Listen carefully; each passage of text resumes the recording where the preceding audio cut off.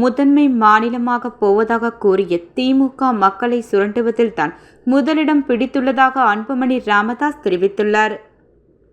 பாமக தலைவர் அன்புமணி ராமதாஸ் வெளியிட்டுள்ள அறிக்கையில், மராட்டியத்தில் நடப்பாண்டில் தொடங்கி அடுத்த 5 ஆண்டுகளில் மின்சார கட்டணத்தை 26% குறைக்கப் போவதாக அம்மாநில அரசு அறிவித்திருக்கிறது. அதே நேரத்தில் தமிழகத்தில் ஏற்கனவே 39.81% அளவுக்கு மின்சார கட்டணத்தை உயர்த்தியுள்ள திராவிட மாடல் அரசு அடுத்த சில நாட்களில் மேலும் 3.16% மின்கட்டண உயர்வை நடைமுறைப்படுத்த போகிறது. மக்களை வாழ வைக்கப் போவதாக ஏமாற்றி ஆட்சிக்கு வந்த திமுக மக்களை சுரண்டி ஊழல் செய்வது நாளுக்கு நாள் அம்பலமாகி வருகிறது.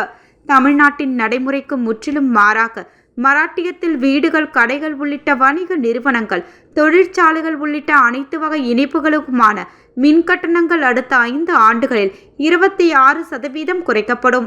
முதல் கட்டமாக நடப்பாண்டில் 10% கட்டணம் குறைக்கப்படும் என்றும் அம்மாநில முதலமைச்சரும் மின்துறை அமைச்சருமான தேவேந்திர பட்னாவிஸ் அறிவித்திருக்கிறார். மராட்டிய அரசின் இம்முடிவுக்கு அம்மாநில மின்சார ஒழுங்குமுறை ஆணையமும் ஒப்புதல் அளித்திருக்கிறது. மராட்டிய அரசின் இந்த முடிவு அம்மாநில மக்களிடம் மகத்தான வரவேற்பை பெற்றிருப்பதால் வியப்பில்லை. ஆனால் தமிழ்நாட்டில் திமுக ஆட்சிக்கு வந்த ஓராண்டில், அதாவது 2022ஆம் ஆண்டு செப்டம்பர் மாதத்தில் அதிகபட்சமாக 52 விழுக்காடும் சராசரியாக 32 விழுக்காடும் மின்சார கட்டணம் உயர்த்தப்பட்டது. இதன் மூலம் அந்த நிதியாண்டில் எஞ்சிய 7 மாதங்களில் மட்டும் ரூபாய் 23,863 கோடியும், முழு ஆண்டுக்கும் சேர்த்து ரூபாய் 31,500 கோடியும் மின் வாரியத்திற்கு கூடுதல் வருமானம் கிடைத்தது. 2023ஆம் ஆண்டு ஜூலை முதல் 2.18 விழுக்காடும், 2024ஆம் ஆண்டு ஜூலை முதல் 4.83 விழுக்காடும் மின்சார கட்டணம் உயர்த்தப்பட்டது. கடந்த 2.25 ஆண்டுகளில் மட்டும் மொத்தம் 39.81% மின்சார கட்டணம் உயர்த்தப்பட்டுள்ளது. இதன் மூலம் மட்டும் மின்சார வாரியத்திற்கு ஆண்டுக்கு ரூபாய் 41,500 கோடியும், கடந்த 2.25 ஆண்டுகளில் 1,00,000 கோடிக்கு கூடுதலாகவும் வாரியத்திற்கு வருவாய் கிடைத்திருக்கக்கூடும். இவை மட்டும் போதாது என்று ஜூலை 1ஆம் தேதி முதல் 3.16% கட்டணத்தை உயர்த்த மின்வாரியம் முடிவு செய்திருக்கிறது. இதற்கான அறிவிப்பு எந்த நேரமும் வெளியாகும் என்று அழைக்கப்படுகிறது. அதையும் சேர்த்தால் கடந்த 3 ஆண்டுகளில் 42.17%, அதாவது ரூபாய் 45,000 கோடி மின் கட்டணத்தை திமுக அரசு உயர்த்தியிருக்கிறது.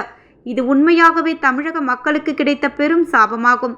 2022-23ஆம் ஆண்டில் மட்டும் அனுமதிக்கப்பட்ட அளவை விட 917.6 கோடி யூனிட் மின்சாரத்தை ரூபாய் 13,179 கோடி கூடுதலாக கொடுத்து தமிழ்நாடு மின்வாரியம் வாங்கியிருக்கிறது.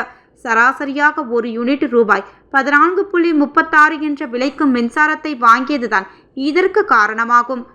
அந்த ஆண்டில் மின்சார வாரியத்தின் மொத்த வருவாய் ரூபாய் 82,400 கோடி மட்டும்தான். ஆனால் அதில் ரூபாய் 51,000 கோடிக்கு, அதாவது கிட்டத்தட்ட 62% வெளியிலிருந்து மின்சாரம் வாங்கினால் மின்வாரியத்தை எவ்வாறு லாபத்தில் இயக்க முடியும்? இந்த இழப்புகளை ஈடு செய்வதற்காகவே மின்சார கட்டணத்தை உயர்த்தி தமிழக மக்களை திமுக அரசு வாட்டி வதைக்கிறது. தமிழ்நாட்டை அனைத்து துறைகளிலும் முதன்மை மாநிலமாக்கப் போவதாக கூறி ஆட்சிக்கு வந்த திமுக மக்களை சுரண்டுவதில் தான் முதலிடம் பிடித்துள்ளது.